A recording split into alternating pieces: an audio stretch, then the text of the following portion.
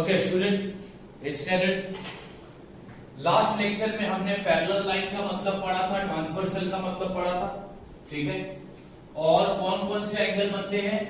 Corresponding angle. अगर दो angle का डायरेक्शन सेम है तो वो कौन से एंगल हो गए? Corresponding angle. अगर दो एंगल का डायरेक्शन अपोजिट है तो वो कौन से एंगल हो गए? Alternate angle. लाइन के बीच में सेम साइड पर आने वाले एंगल को क्या बोलते हैं? Interior angle. तो कल इसके बारे में मैंने तुमको पढ़ा दिया था। अभी इसी से रिलेटेड हम करेंगे हमारा प्रैक्टिस सेट 2.1, यानी लेसन नंबर 2 का फर्स्ट एक्सरसाइज अभी हम करने जा रहे हैं, ठीक है।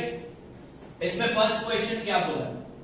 क्वेश्चन नंबर 1 बोला है, in the adjoining figure, in the adjoining figure,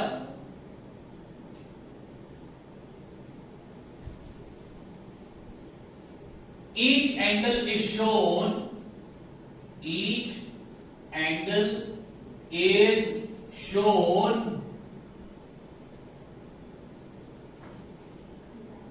by a letter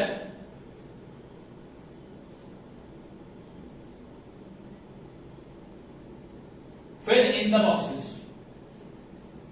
Fill in the boxes with the help of the figure. With the help of the figure. सबसे पहला मैं इसका डायग्राम बनाता हूं, तो डायग्राम उसने बनाकर दिया है।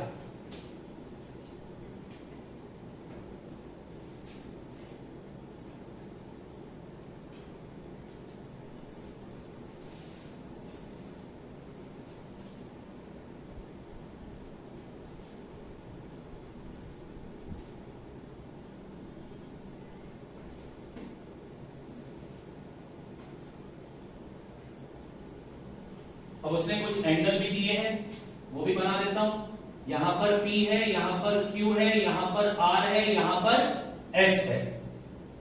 फिर यहां पर W है, यहां पर X है, यहां पर Y है, यहां पर Z है। ऐसे ही फिगर बिल्कुल बनाकर तुमको दिया होगा, ठीक है। उसके बाद उसने यहां पर दिया है, पहला दिया है करस्पॉन्डिंग एंगल। पहला कौन सा एंगल फाइंड करने का है? करस्पॉन्डिंग एंगल, यानी दो एंगल जिनका डायरेक्शन क्या होगा? सेम होगा। तो angle P and dash angle Q and dash angle R and dash angle S and dash.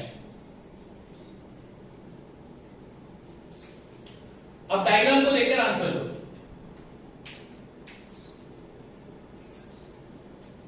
Angle P का डायरेक्शन और एंगल W का डायरेक्शन, दोनों एंगल का डायरेक्शन सेम है, तो ये बन गया करस्पॉन्डिंग एंगल। तो यहां पर आएगा एंगल W। एंगल Q का डायरेक्शन और एंगल दोनों का डायरेक्शन सेम है, तो ये बन जाएगा करस्पॉन्डिंग एंगल। एंगल R का डायरेक्शन, एंगल Y का डायरेक्शन सेम है, तो ये बन जाएगा करस्पॉन्डिंग एंगल। एंगल S का डायरेक्शन और एंगल Z का डायरेक्शन सेम है, तो ये बन जाएगा करस्पॉन्डिंग एंगल। तो करस्पॉन्डिंग एंगल का पैर बना दिया। अब करस्पॉन्डिंग एंगल के बाद उसने क्या दिया है? Interior alternate angle. क्या दिया है? यहां पे लिखता हूं,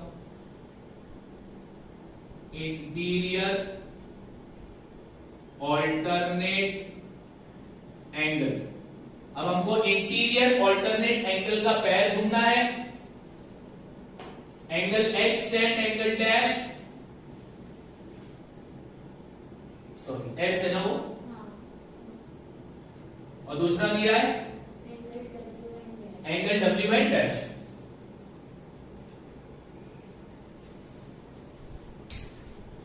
ऑल्टरनेट एंगल मतलब दो एंगल जिनका डायरेक्शन अपोजिट है। कल हमने देखा था कि ऑल्टरनेट एंगल के दो टाइप है, interior alternate angle, exterior alternate angle. Interior alternate angle मतलब वो एंगल का मुंह होगा वो अंदर की तरफ होगा, और एक्सटीरियर ऑल्टरनेट एंगल मतलब एंगल का मुंह बाहर की तरफ होगा। अब यहां पर इंटीरियर वाला ढूंढना है या एक्सटीरियर वाला ढूंढना है? तो इंटीरियर ऑल्टरनेट एंगल। अब एंगल एस अंदर की तरफ, एंगल एस अंदर की तरफ, तो उसके अपोजिट कौन सा एंगल आ रहा है? एक्स। तो ये बन गया इंटीरियर ऑल्टरनेट एंगल का पैर। एंगल डब्ल्यू अंदर की तरफ, तो इसका अपोजिट पैर कौन सा बनेगा? एंगल। क्लियर है? ये था तुम्हारा क्वेश्चन नंबर 1। अब question number 2,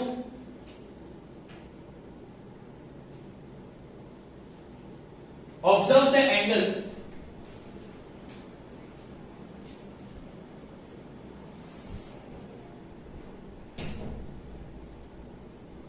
shown in the figure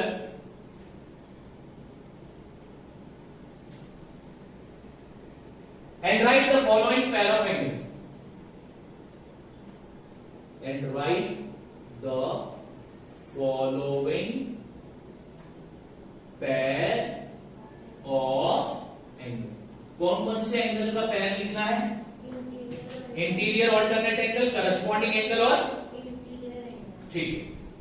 तो सबसे पहले मैं डायग्राम बनाता हूं, तो डायग्राम उसने बनाकर अपने को दिया। तो ये लाइन खींचा मैंने,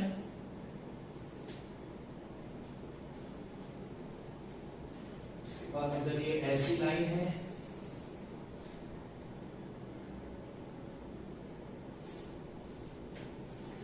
और इधर ऐसी लाइन है,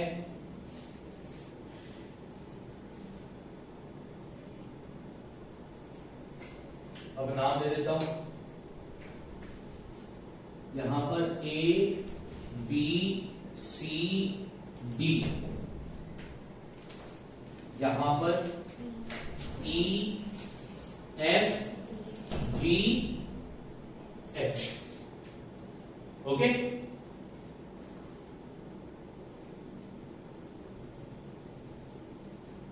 कौन कौन से एंगल ढूंढना है अपने को?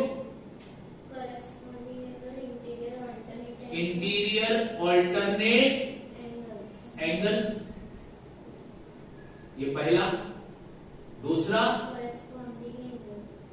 Corresponding angle. तीसरा इंटीरियर एंगल।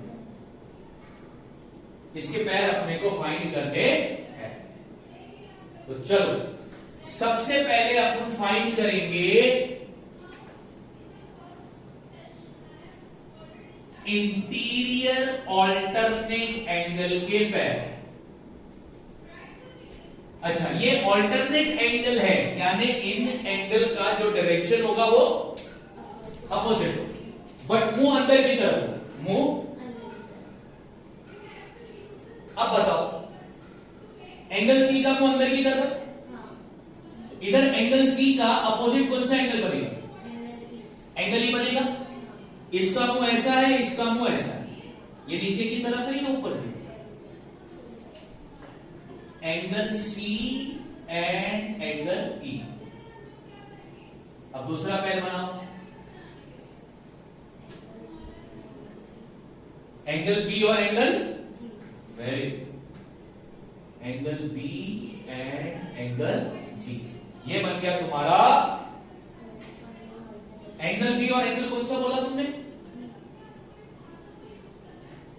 एंगल बी और एंगल एच आएगा ना बेटा, जी नहीं आएगा। इधर बी अंदर की तरफ है तो इधर एच, जी बाहर की तरफ है, जी बाहर की तरफ है और एच अंदर की तरफ। Angle B and angle H, angle B and angle. अब उसके बाद कौन सा पैर ढूंढना है? मतलब दोनों एंगल का डायरेक्शन कैसा होगा? वो तो बहुत इजी है फाइंड करना। चलो, एंगल ए का बनेगा एंगल कॉमा, एंगल बी का बनेगा एंगल कॉमा एंगल डी का बनेगा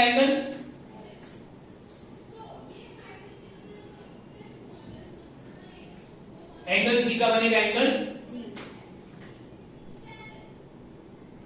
तो 4 पैर मिलते हैं करस्पॉन्डिंग एंगल के। अब उसके बाद कौन सा एंगल बोला है? इंटीरियर एंगल बोला है, यानी लाइन के बीच में सेम साइड पर आने वाले एंगल, दो लाइन के बीच में सेम साइड पर आने वाले, तो एंगल बी और एंगल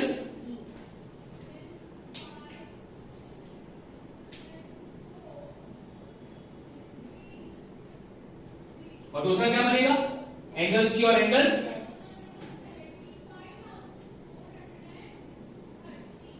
खत्म हो गई बात? यस और नो? तो यहां पर तुम्हारा प्रैक्टिस सेट 1 2.1 क्या हो गया? खत्म हो गया, क्योंकि उसमें 2 ही क्वेश्चन है, क्वेश्चन नंबर 1 और क्वेश्चन नंबर 2।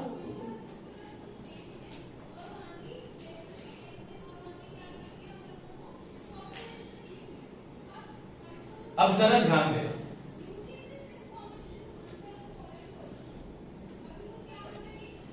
प्रॉपर्टीज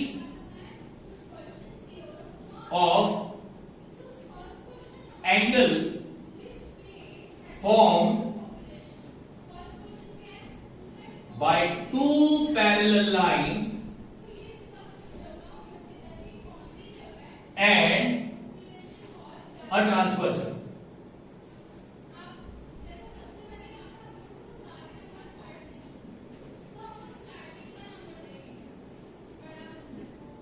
बच्चों अभी मैं क्या पढ़ाने जा रहा हूं? प्रॉपर्टी। क्या पढ़ाने जा रहा हूं? अब मैं जो तुमको प्रॉपर्टी पढ़ाने जा रहा हूं वो करस्पॉन्डिंग एंगल की, ऑल्टरनेट एंगल की और इंटीरियर एंगल की मैं तुमको प्रॉपर्टी पढ़ाने जा रहा हूं। करस्पॉन्डिंग एंगल की प्रॉपर्टी पढ़ाने जा रहा हूं, ऑल्टरनेट एंगल की प्रॉपर्टी पढ़ाने जा रहा हूं और इंटीरियर एंगल की प्रॉपर्टी पढ़ाने जा रहा हूं। ठीक है, ये तीनों भी एंगल पैरेलल लाइन पर मिलते हैं। कब? जब ट्रांसवर्सल आता है। अगर ट्रांसवर्सल नहीं आएगा तो हमें ये कोई भी एंगल नहीं। तो property number 1,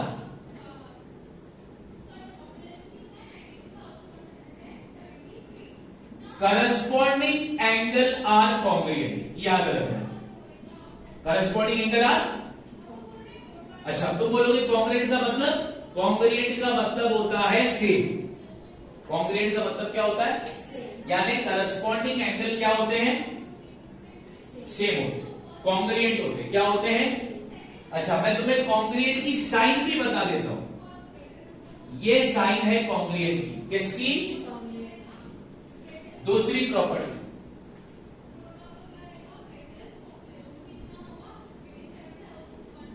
alternate angle are congruent. Alternate angle are, alternate angle are, alternate angle are congruent का मतलब क्या होता है? सेम। कॉन्ग्रुएंट का मतलब क्या होता है? Same. Third property,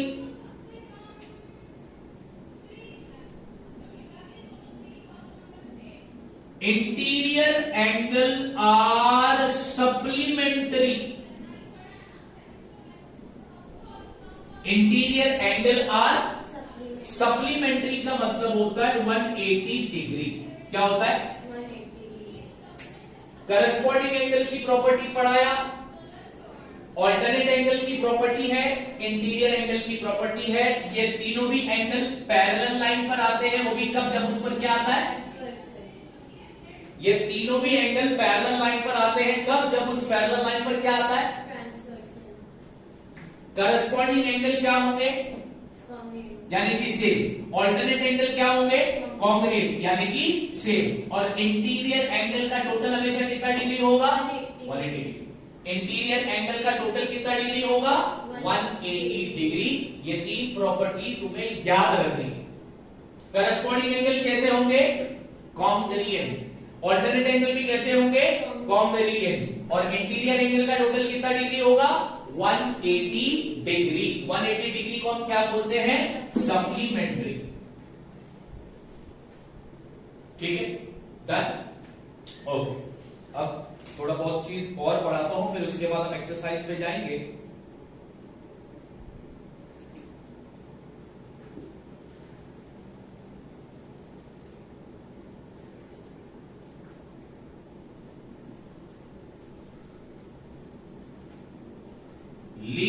pair of angle, linear pair of, क्या पढ़ा रहा था तुमको? Linear pair of angle. अब लीनियर पेयर ऑफ एंगल होते कैसे हैं, ध्यान देना बच्चों, मैं उसका फिगर बना रहा हूं।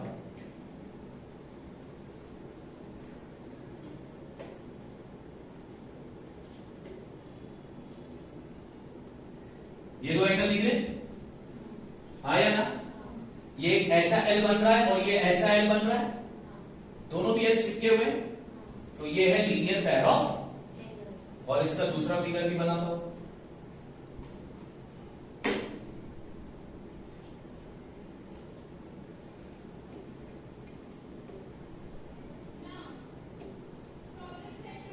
ये दो एंगल दिख रहे बच्चों, तो ये भी हो जाएंगे लीनियर पेयर ऑफ।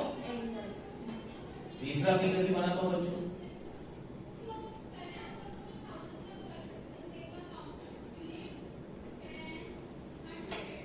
इधर भी दो एंगल बन रहे बच्चों, तो ये भी है linear pair of.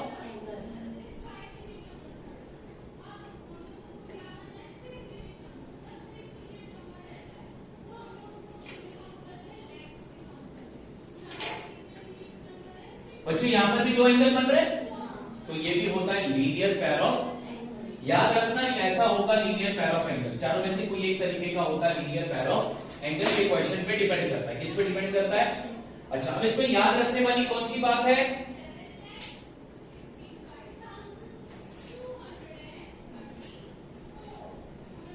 Linear pair of angle are supplementary.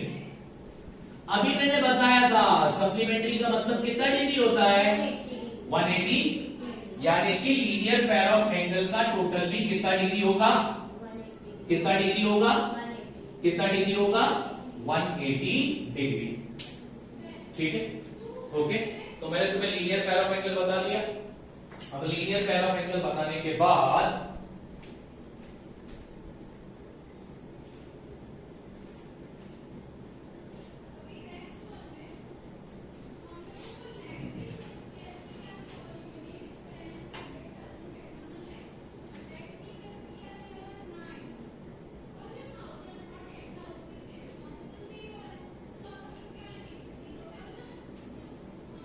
क्या पढ़ा रहा हूं मैं तुमको?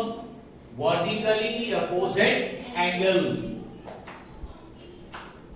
ये कैसा होता है ध्यान दे।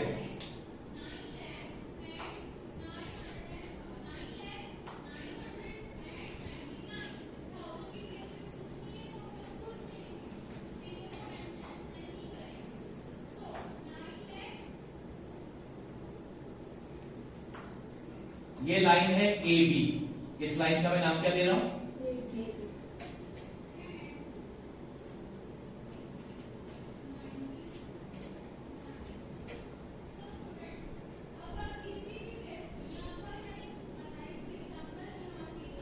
ये दूसरी लाइन है सी डी, दूसरी लाइन का नाम क्या दे रहा हूं मैं? ये दो लाइन एक दूसरे को काट रही है, इस पॉइंट पे काट रही है, इस पॉइंट को मैं नाम देता हूं ओ। तो लाइन ए बी और लाइन सी डी बच्चों इंटरसेक्टिंग लाइन है। कौन सी लाइन है? ये इंटरसेक्टिंग लाइन क्यों है? क्योंकि ये दो लाइन एक दूसरे को कट कर रही है पॉइंट ओ पर, ये कहलाई जाएगी इंटरसेक्टिंग लाइन। अब अगर तुम गौर करो तो इंटरसेक्टिंग लाइन पर तुम्हें एंगल मिलेगी, ये एक एंगल मिलेगा, इसके अपोजिट में ये एंगल मिल रहा है, यानी एंगल का नाम अब लिखते हैं ए ओ डी, और दूसरा एंगल है सी ओ बी। देखो अपोजिट बी बन रहा है कि नहीं बन रहा है? हाँ या ना?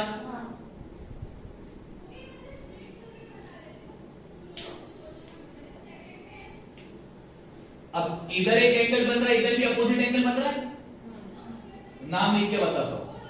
इधर एंगल का नाम लिखेंगे ए ओ सी, और इसके अपोजिट वाला लिखेंगे बी ओ डी या डी ओ बी, जैसा लिखना है वैसा लिखो।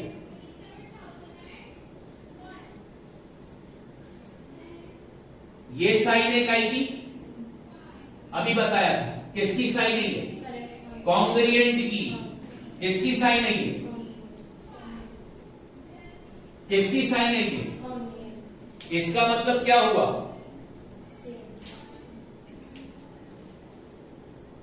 Vertically opposite angle are congruent. Vertically opposite angle भी एक दूसरे से कैसे होते हैं? कॉन्ग्रुएंट यानी कि अब तुम बोलोगे सर हमारा जो नेक्स्ट एक्सरसाइज है वो ये 3 प्रॉपर्टी पे बनता है।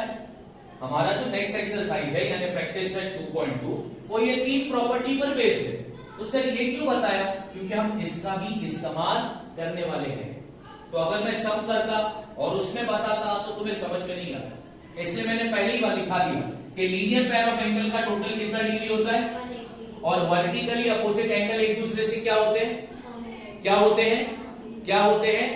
मैं फिर से एक बार कहता हूं, करस्पॉन्डिंग एंगल एक दूसरे से, ऑल्टरनेट एंगल एक दूसरे से, इंटीरियर एंगल का टोटल कितना degree, linear pair of angle का टोटल कितना डिग्री, वर्टिकली अपोजिट एंगल एक दूसरे से, लीनियर पेयर ऑफ एंगल कैसे होंगे?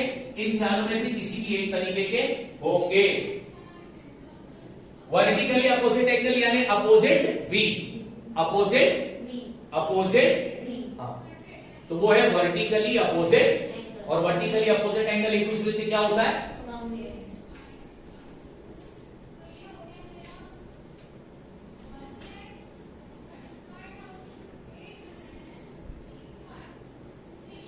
चलो बच्चों अब स्टार्ट करते हैं प्रैक्टिस सेट 2.2। Practice set 2.2। अब प्रैक्टिस सेट 2.2 का question number 1,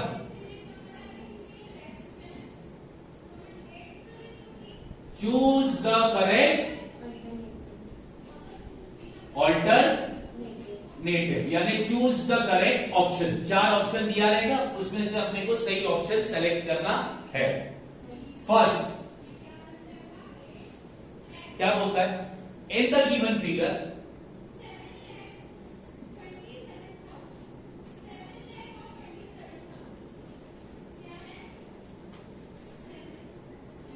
if line M is parallel to line M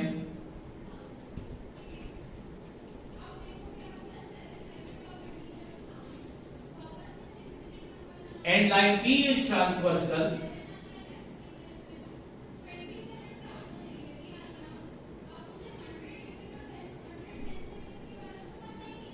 then find value of x। x की वैल्यू फाइंड करनी है। ऑप्शन दिया है ए 135 डिग्री, ऑप्शन बी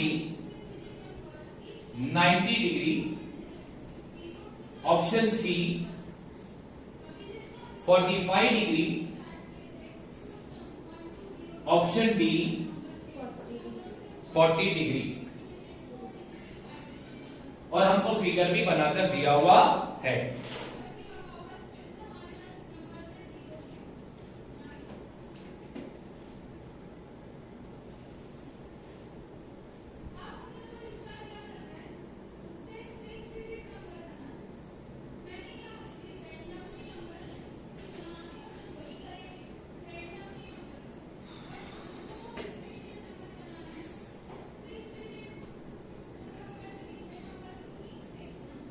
इस तरीके का फिगर दिया है। ये लाइन M है, ये लाइन N है और ये P है, बराबर ना। और यहां पर है 3x और यहां पर है x, बरोबर? यस और नो? अपने को किसकी वैल्यू बच्चों फाइंड करना है? x की। अब बच्चों ध्यान देना, मैंने तुम्हें पैरेलल लाइन और ट्रांसवर्सल की कितनी प्रॉपर्टी पढ़ाई? 3। पैरेलल लाइन और ट्रांसवर्सल की कितनी प्रॉपर्टी पढ़ाई? इनकी प्रॉपर्टी बोलती है कि पैरेलल लाइन पर अगर करस्पॉन्डिंग एंगल है तो वो क्या होगा? पैरेलल लाइन पर ऑल्टरनेट एंगल है तो क्या होगा? पैरेलल लाइन पर इंटीरियर एंगल है तो उसका टोटल कितना डिग्री होगा? बराबर। अब ये क्वेश्चन देखो बच्चों, क्या इस क्वेश्चन में लाइन M और N पैरेलल है? बोला है? हाँ सर बोला है। ठीक है। क्या इस क्वेश्चन में लाइन P को ट्रांसवर्सल बोला है? बोला है। बराबर। क्वेश्चन में बोला है कि ये दो लाइन पैरेलल है और ये ट्रांसवर्सल है। तो अब यहां पर हम इन तीन में से कोई एक प्रॉपर्टी का इस्तेमाल करेंगे x की वैल्यू को फाइंड करने के लिए। समझ में आ रही है बच्चों? ये प्रॉपर्टी इस्तेमाल कब करेंगे? ये प्रॉपर्टी इस्तेमाल तुम तब करोगे जब तुम्हें पता होगा कि लाइन कैसी है? पैरेलल, और उस पर क्या है? हाँ, उस पर क्या है? तो ये तीन प्रॉपर्टी हम इस्तेमाल कब करेंगे? ये तीन प्रॉपर्टी हम इस्तेमाल तब करेंगे जब क्वेश्चन में दिया हो कि लाइन पैरेलल है और उस पर क्या है? ट्रांसवर्सल है। तो इन तीन में से कोई भी एक प्रॉपर्टी का इस्तेमाल करके हम जो फाइंड करना है वो फाइंड करेंगे। हम यहां पर क्या फाइंड करना है? x की वैल्यू। अब बच्चों जरा फिगर देखो ध्यान से, ये दोनों एंगल लाइन के बीच में, तो मुझे क्लियर बता दो ये कौन सा एंगल हो गया? Interior angle. और प्रॉपर्टी क्या बोलती है? इंटीरियर एंगल का टोटल कितना डिग्री होता है? 180 डिग्री। तो हम यहां पर इसको ऐसा लिखेंगे, सॉल्यूशन एंगल 3x या फिर 3x plus x is equal to 180 degree. यहां पर लिखेंगे interior angle, interior angle property. समझ गए? रीजन देना जरूरी है। ये 3x और ये x, ये कौन सा एंगल हो रहा है? इंटीरियर एंगल हो रहा है, पैरेलल लाइन पर मिला, इसीलिए इंटीरियर एंगल का टोटल कितना डिग्री? 180 डिग्री। अब ध्यान दो, 3x प्लस x, तो कितना x हो गया? 4x हो गया। ये 3x, ये 1x, तो 3 प्लस 1 कितना हो गया? 4x is equal to 180 degree. तुम्हें बच्चों अच्छे से पता है नंबर अल्फाबेट के बीच में कौन सी साइन होती है? मल्टीप्लाई। नंबर अल्फाबेट के बीच में कौन सी साइन होती है? मल्टीप्लाई। नंबर अल्फाबेट के बीच में कौन सी साइन होती है? मल्टीप्लाई। तो x अपनी जगह पर रहेगा, 180 अपनी जगह पर रहेगा। ये 4 मल्टीप्लाई से अगर इधर चला गया तो किसमें हो जाएगा? डिवाइड। तो अब अपन यहां पर 4 को 180 से डिवाइड करते हैं, तो क्या आएगा? 4 4 जा 16, 18 में से 16 गया तो बचेगा 2, ये 0 नीचे आ गया, 4 5 जा 20। तो इन दोनों को डिवाइड किया तो मेरा आंसर आया कितना? 45। यानी x की वैल्यू कितनी आई? क्या है ऑप्शन में? 45। हाँ बिल्कुल है। समझ में आ रही है बात? हाँ या ना? पक्का? ठीक है। कितना मिनट बाकी? ओके बच्चों, अब सुनो बच्चों ध्यान से, मैं तुम लोगों को ये लिंक शेयर कर दूंगा, तो इत्मीनान से आराम से घर पे कॉपी कर लेना। ठीक है। अब कल का लेक्चर सेम इसी के आगे कंटिन्यू करना है अपने को, प्रैक्टिस सेट 2.2। लेकिन कल लेक्चर आने से पहले प्लीज एक बार ये सारी प्रॉपर्टी दिमाग में रखकर आना। ठीक है। Thank you.